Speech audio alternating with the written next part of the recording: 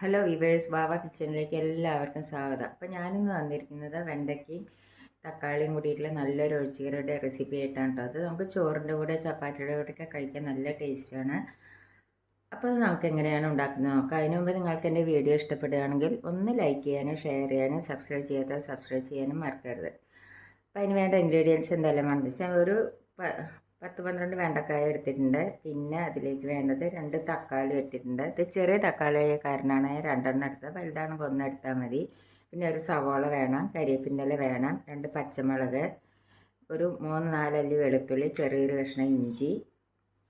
പിന്നെ അതിലേക്ക് വേണ്ട പൊടികൾ: മല്ലിപ്പൊടി ഒരു 3 ടീസ്പൂൺ എടുത്തിട്ടുണ്ട്. ഒരു 3 ടീസ്പൂൺ മല്ലിപ്പൊടി എടുത്തിട്ടുണ്ട്. പിന്നെ മുളക് പൊടി ആവശ്യത്തിന്, പിന്നെ ഉപ്പ്, മഞ്ഞൾപ്പൊടി 1/4 സ്പൂണ്, പിന്നെ ഗരം മസാലപ്പൊടി ഒരു 1/4 ടീസ്പൂണ്.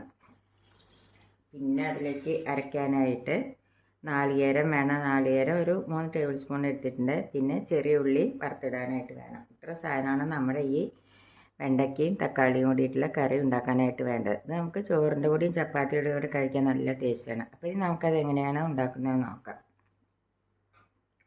അപ്പം ഇനി നമുക്കത് എങ്ങനെയാണ് ഉണ്ടാക്കുന്നത് നോക്കാം. അതിന് വേണ്ടിയിട്ട് ഒരു ചീനച്ചട്ടി എടുത്ത് വെച്ചു. അതിലേക്ക് നമുക്ക് കുറച്ച് വെളിച്ചെണ്ണ ഒഴിച്ചു കൊടുക്കാം.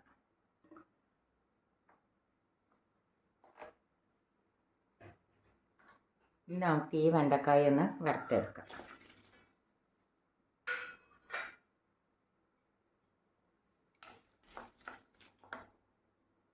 അപ്പോൾ വെണ്ടയ്ക്ക നല്ലപോലെ വഴന്നു കഴിഞ്ഞാൽ അത് നമുക്ക് കോരിയെടുക്കാം.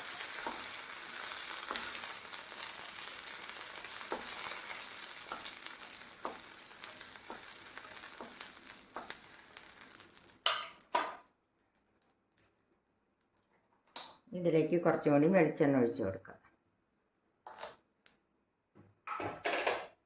ഇനി അതിലേക്ക് നമുക്ക് ഇഞ്ചി വെളുത്തുള്ളിയും കൂടി അരിഞ്ഞത് ഒന്ന് വഴറ്റിയെടുക്കാം.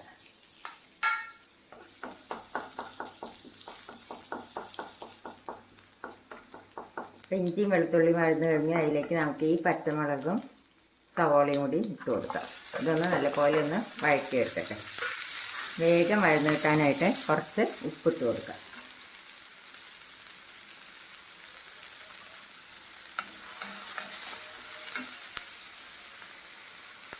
അപ്പോൾ സവോള നല്ലപോലെ വഴന്നു കഴിഞ്ഞു. അതിലേക്ക് നമുക്ക് ഈ തക്കാളി ഇട്ട് കൊടുക്കാം.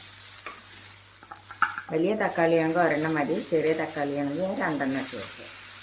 ഇതും കൂടി നല്ലപോലെ ഒന്ന് വഴറ്റി എടുക്കട്ടെ.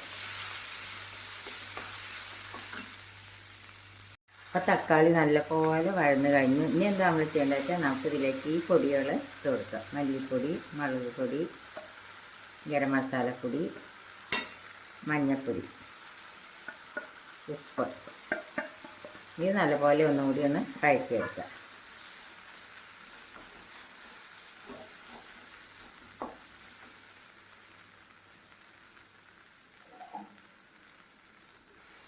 ഇനി നമുക്കിതിലേക്ക് ഈ വറുത്ത് വെച്ച വെണ്ടക്കായ ഇട്ട് കൊടുക്കാം.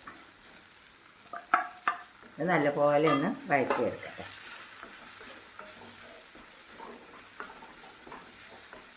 ഇതിലേക്ക് നമുക്ക് കുറച്ച് വെള്ളം ഒഴിച്ച് കൊടുക്കാം.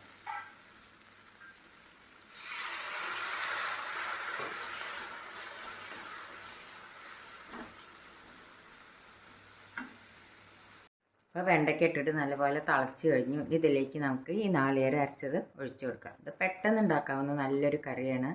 നല്ല ടേസ്റ്റാണ് ചോറിൻ്റെ കൂടെയും ചപ്പാത്തിയുടെ കൂടെയൊക്കെ കഴിക്കാനായിട്ട്.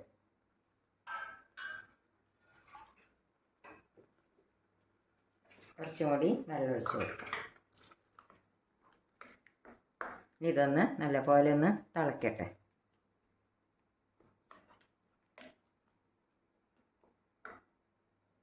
നാളികേരം ഒഴിച്ചിട്ട് നല്ലപോലെ തിളച്ച് കഴിഞ്ഞു. ഇതിലേക്ക് നമുക്ക് 2 കരിവേപ്പിൻ്റെ ഇല ഇട്ട് കൊടുക്കാം.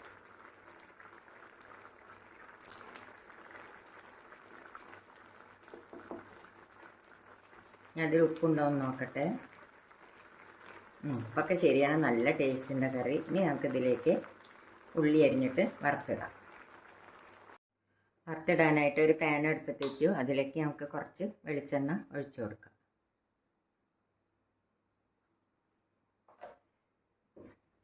അതിലേക്ക് നമുക്ക് ഈ ചെറിയ ഉള്ളി ഇട്ട് കൊടുക്കാം.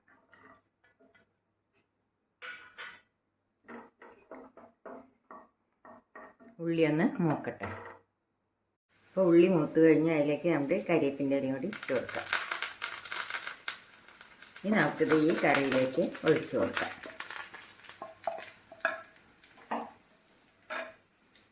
അപ്പോൾ നമ്മുടെ ചോറിൻ്റെ കൂടെയും ചപ്പാത്തിയുടെ കൂടെയൊക്കെ കഴിക്കാൻ പറ്റിയ വെണ്ടയ്ക്ക തക്കാളി കറി റെഡിയായി. എല്ലാവരും ഇതൊന്ന് ട്രൈ ചെയ്ത് നോക്കുക. ഇഷ്ടപ്പെടുകയാണെങ്കിൽ ലൈക്ക് ചെയ്യാനും ഷെയർ ചെയ്യാനും സബ്സ്ക്രൈബ് ചെയ്യാത്തവർ സബ്സ്ക്രൈബ് ചെയ്യാനും മറക്കരുത്.